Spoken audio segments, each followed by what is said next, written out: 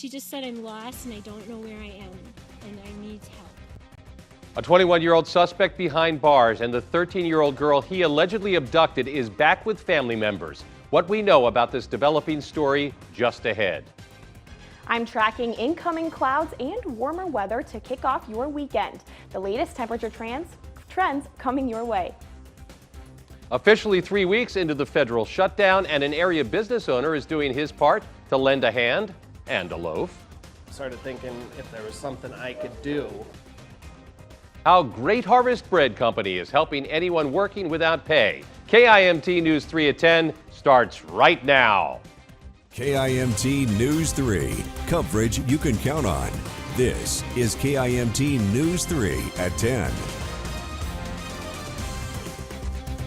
And thanks so much for joining us for KIMT News 3 at 10. I'm George Mallet. Katie Lang has the evening off.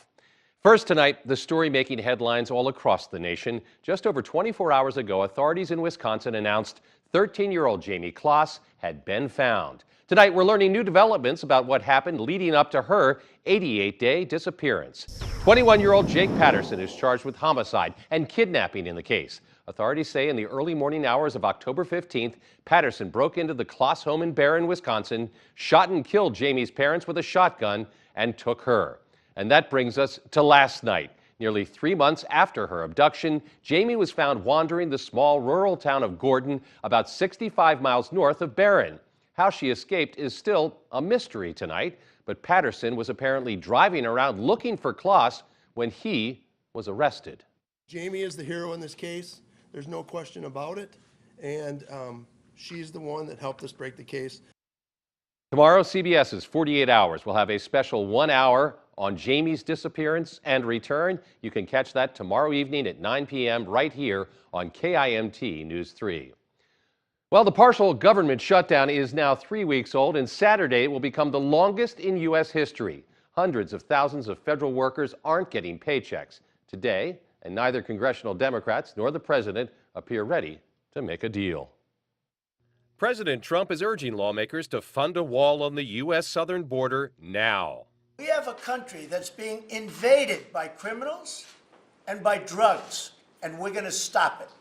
So I want the Democrats to come back to Washington and vote. Funding that wall remains the sticking point keeping the government closed. 800,000 federal employees and all American citizens are held hostage. When do we come together and say enough? We need to push pause on requesting specific conditions before talks resume. We need to lay down our swords. And I don't want to give an easy way out of something as simple as this. The bill is passed. On Friday afternoon, the House joined the Senate in voting to ensure federal employees receive back pay once the shutdown ends. It's sort of like a slap in the face. But workers who aren't getting paid now say they're dealing with a roller coaster of emotions.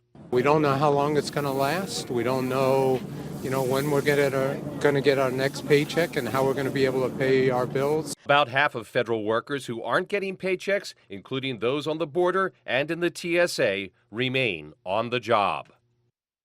And as the shutdown takes a toll on families across the nation, one local business is doing what it can to spread a little, shall we say, positivity.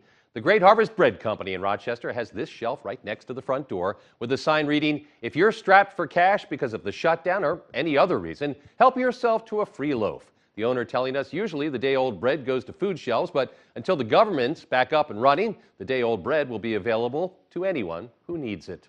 The response has been pretty amazing. And yeah, there was actually a lady that came in and she kind of had a tear in her eye about, how she thought it was very nice. Dan Sweeney says he hopes by showing a little generosity with his businesses, others in the community will do the same. Well, the shutdown's hitting too close to home for many federal employees. 420,000 people are going without pay, and that's forcing families to rely on savings to support themselves. William Axford, a teacher at the Federal Bureau of Prisons, said he and his wife set money aside as a buffer, but they don't believe they have enough to cover their expenses. He says he and his colleagues are terrified. Everybody's very worried that they're not going to have enough, being that we don't know how much is going to be enough. I know personally we made our mortgage check for this month.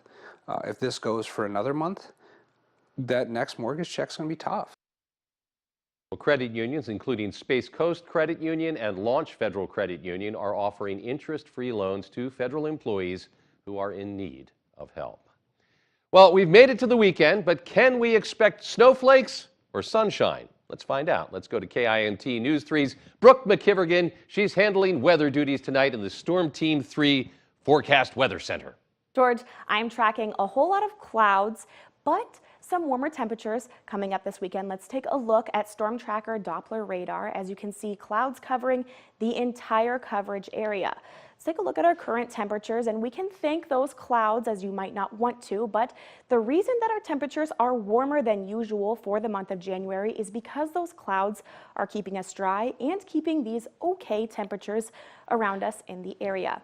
Here's a look at your temperature forecast. If you're heading out for your Friday night, look at this, 24 degrees through the night, heading into 25 at 9 a.m. So if you plan on heading out for a night on the town, might want to bring a jacket. George. Thank you, Brooke. Well, good news for those in Iowa who are in need of a ride home. Uber has announced its services will now be available across the Hawkeye State. Ana Maria Masson drives for Lyft and says ride-sharing apps are the way to go. It makes me feel very great because then I know that they're not out there harming other people or getting other people hurt, and they're getting reliable transportation home. And yes, the dog rides shotgun with Ana Maria. Since the service is so new to some areas, Uber warns wait times may be long at first. Well, a precipitous drop in our nation's birth rate. Why aren't we having more babies? Is the issue medical or societal? Some answers ahead. The secrets to your health could lie in your fingernails. What doctors want you to know and how it could save your life, just ahead. KIMT News 3 at 10, live from Rochester. Your local news with Katie Lang and George Mallet. Tracking storms with Storm Team 3 meteorologist Sarah Knox. Medical breakthroughs with Amy Fleming. This is KIMT News 3, local news from your community. We are coverage you can count on.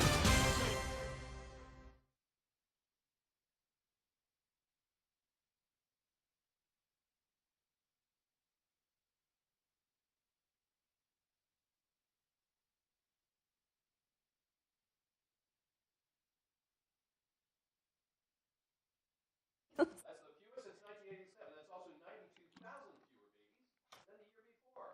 What? KIMT News 3's Isabella Vasco is taking a closer look.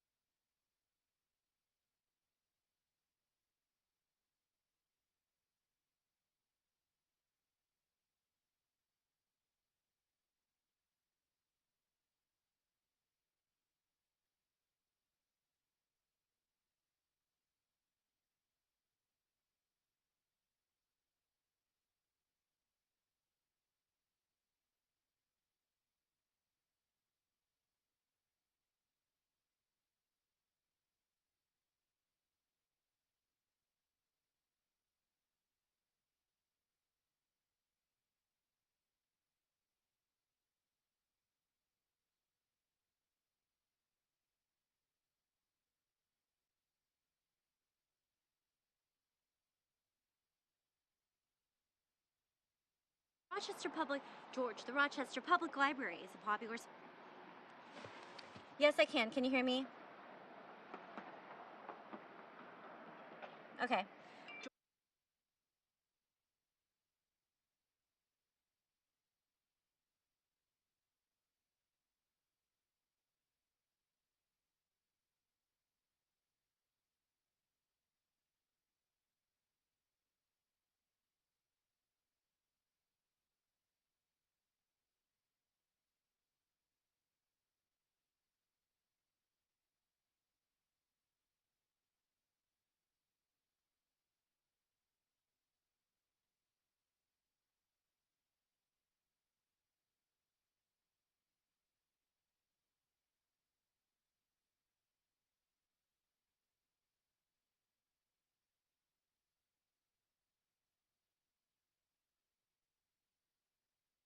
At a glance, it seems alarming. The birth rate in the U.S. has hit a 30-year low. Last year, there were just under 3.9 million births in the country. That's the fewest since 1987. That's also 92,000 fewer babies than the year before.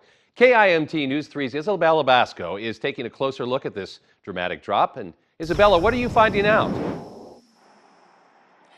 George, the Rochester Public Library is a popular spot for parents and their children. I caught up with some moms and dads today who told me they understand why families are downsizing. If I was working and we had to pay for daycare, I think that would have changed, maybe would have changed how many kids we had because it's expensive. Jody Rowan is a mother of 4. With the high price of raising kiddos, she understands why families are downsizing. I think people are a little more stressed or busier these days. There's more things taking our time. So when you add in extra things like kids or whatever it may be, it just makes it harder. But Peggy Huey, an acupuncture and fertility specialist, says science is behind the drop. Diet, chemistry, I think some of the cell phone usages in the pocket. But Huey also believes the lack of fertility is multi-layered since more women are busier than ever. 99.99% of the women are working. And that can be a social thing too. Still, she does not believe we should worry too much. We're still reproducing, and there's not such a decline. We're still in, above the water of being overpopulated. For anyone struggling with fertility, Huey suggests making tweaks to your way of life. Looking at your lifestyle, some of the things you choose to do, and then, decreasing your stress response. And while raising a child is never easy, painless, or cheap, Alex and Maria Spada, the parents of 2, say it does not matter in the grand scheme. It implies a lot of sacrifices, financially speaking, and also when you try to develop your professional life. But it's okay because it's worth it, totally worth it. The Center for Disease Control and Prevention also reports that the U.S. fertility rate is 16% below what is needed to replace the entire population. Reporting live in Rochester, Isabella Basco, KIMT News 3. Thank you, Isabella. Now, Minnesota's fertility rate is actually above the national average, but still below what is needed to replace all of us once we're gone. Well, so far, January has been a pretty mild month in the weather department. While you might rejoice over the warmer temperatures and lack of snow, others are feeling it in their pocketbooks. Just ahead, one business owner explains the sunny season's impact on his income. I'm tracking warmer weather but cloudy skies. I've got a look at the weekend just ahead.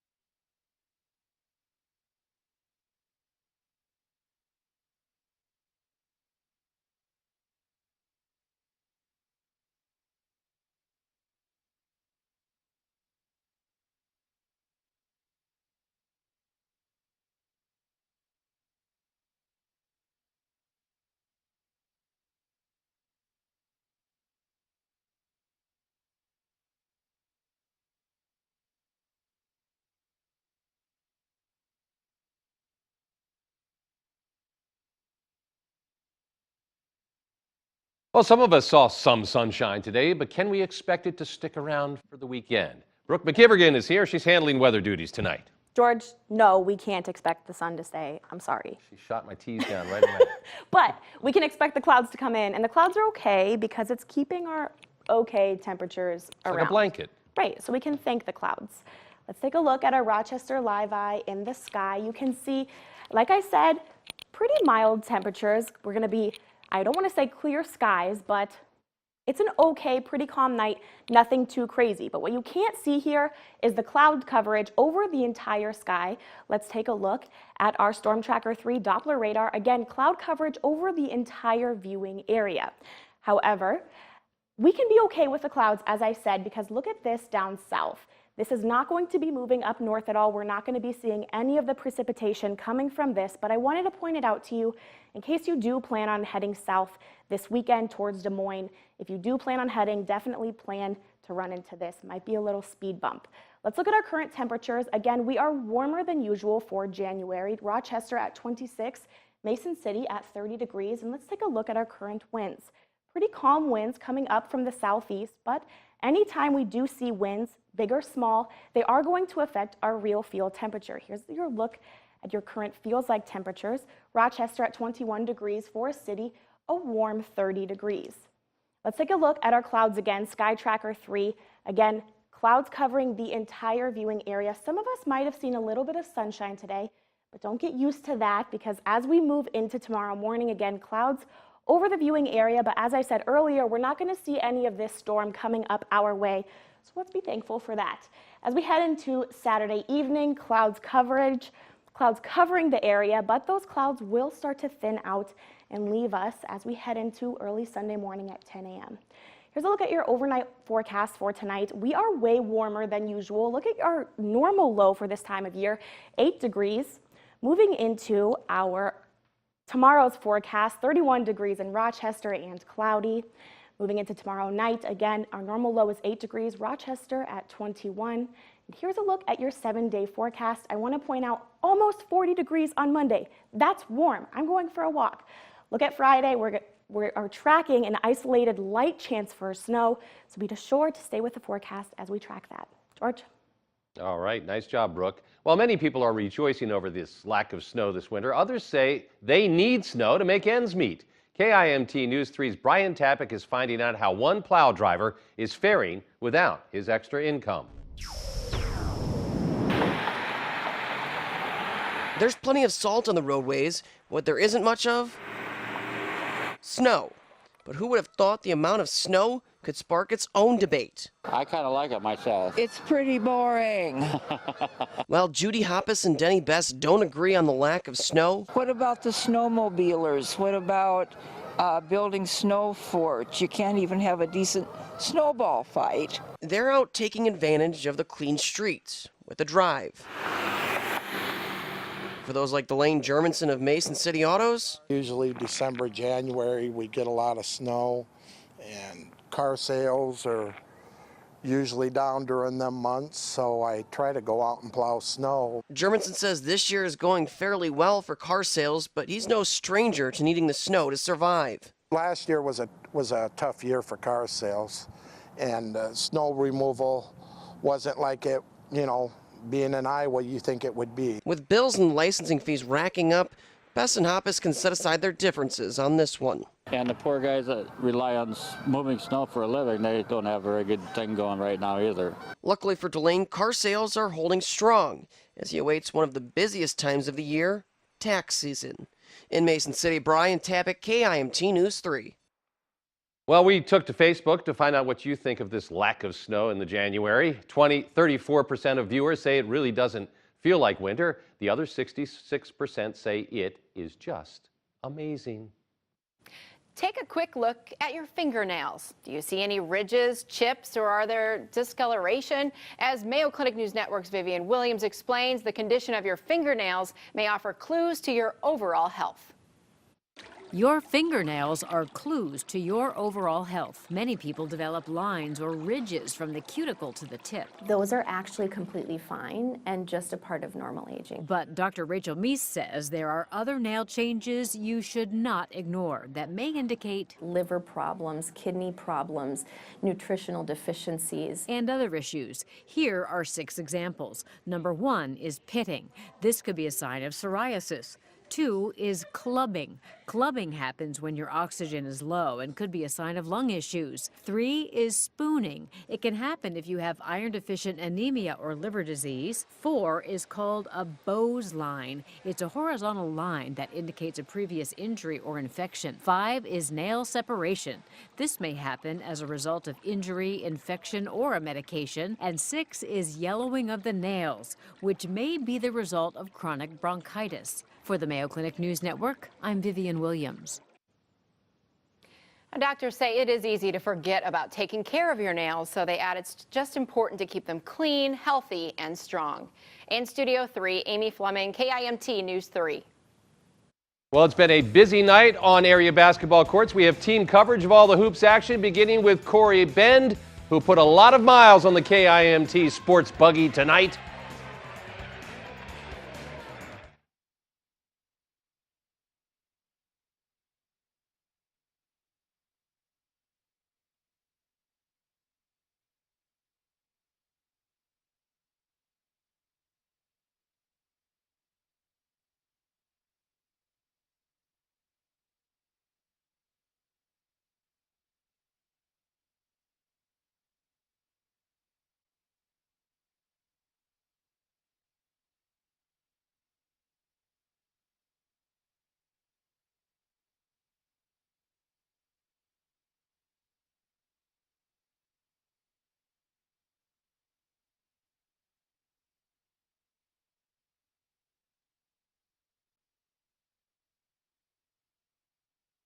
To me?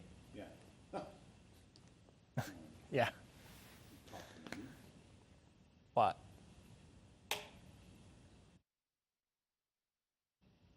Don't go slow.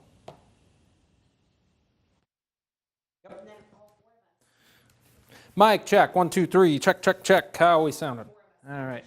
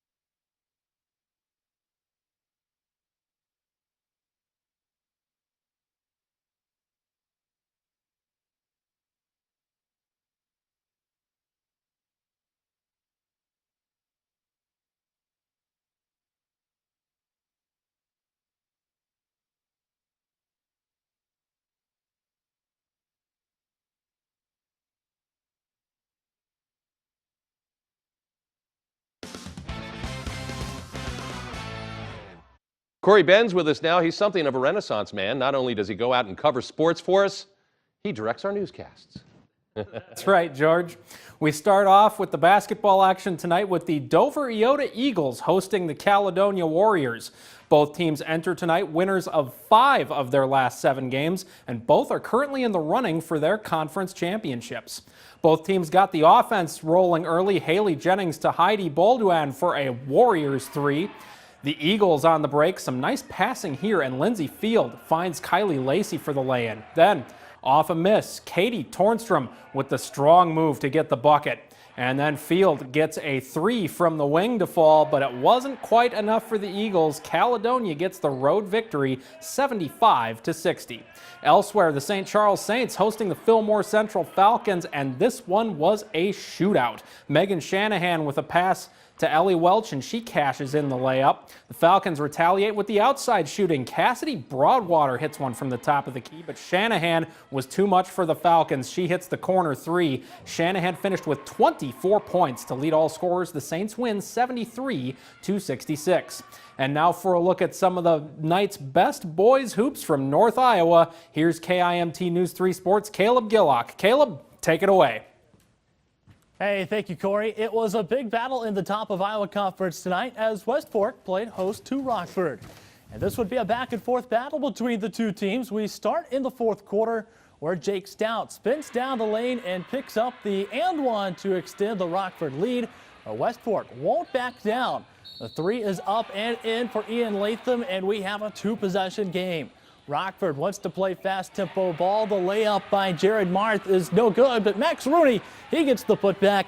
Crunch time now for the Warhawks. Latham with another three, while Rockford hangs on for the win tonight, 63-56. Well, the GHV boys take on the Forest City boys tonight. It's a short pass from Noah Miller to Avery Busta. He shoots, and it's good for three. Avery Busta up again with a pass to Calvin Aberg, and he'll pick up another two for the Indians.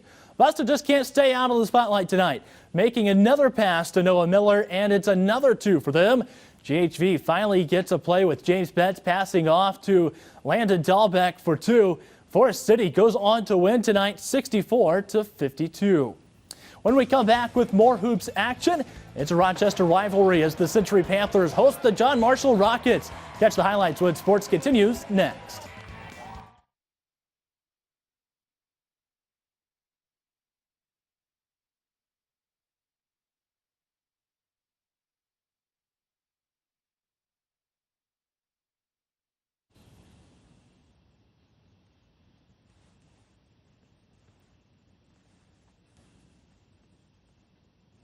Hey, I cannot, if it helps, I just won't tag out.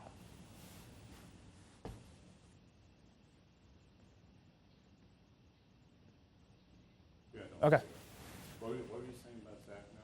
So Zach's going to do a couple games, and I've got a couple after him. So we need to go. So we got to go through Zach yet. I didn't realize you were. How you guys doing?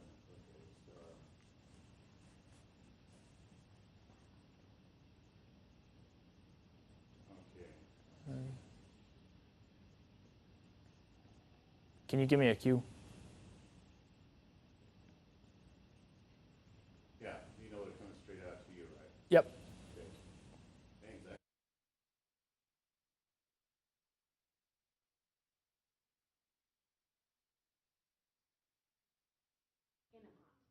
One, two, three, four, five, six, seven, eight.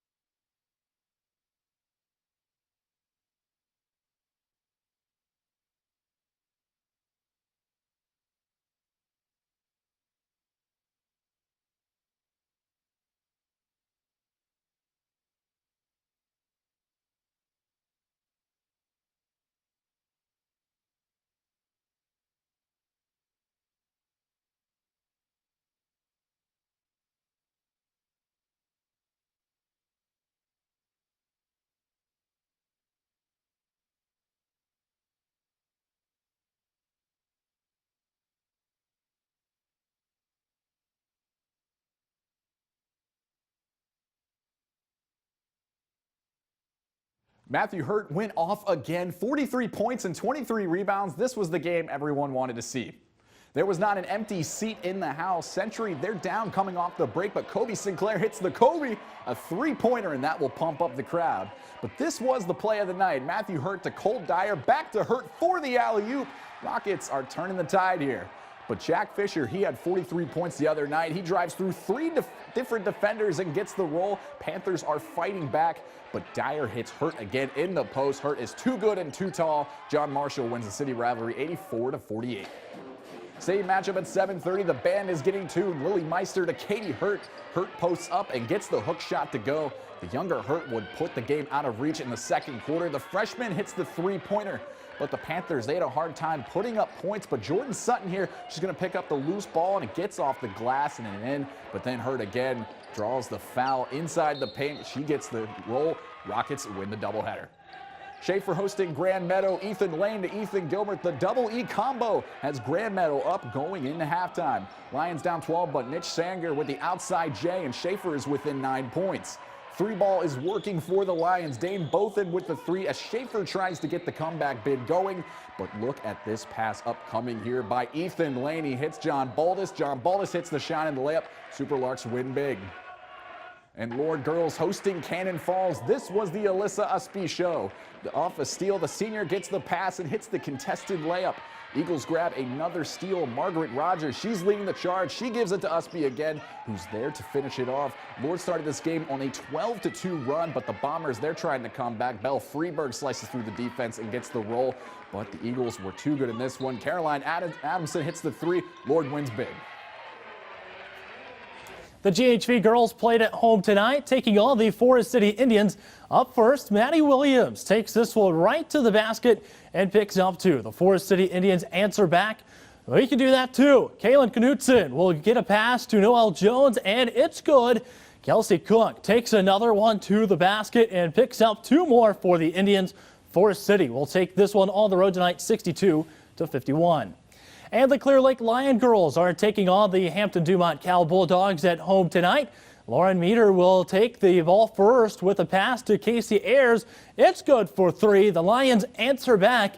Julia Murfield, she gets a pass to Sarah Faber, and she's also good from three-point range. Bulldogs back up. Macy Ayers gets a short pass to Lauren Meter and picks up another two. And a final play from the Lions. Allie Mulsby will pick up another basket for the Lions, who win this one, no problem, 64-24. And in Charles City, the Comets taking on Decorah. The Vikings come out strong. They win the tip, and Logan Halverson scores the first bucket of the game. And the Comets respond. Jack Molstead, the step-back three, and gets the friendly roll to put the Comets back out in front. But the Vikings keep it interesting. Matthew Franzen drains the three from up top, but Charles City was the dominant squad tonight. Tate Arndt goes up strong to score, and the Comets win a nail-biter, 75-71. And Brooke McKivergan has a quick final word. Well, you won't hear me say this often, but I'm looking forward to Monday, near 40 degrees. Good night, everybody. Have a great weekend.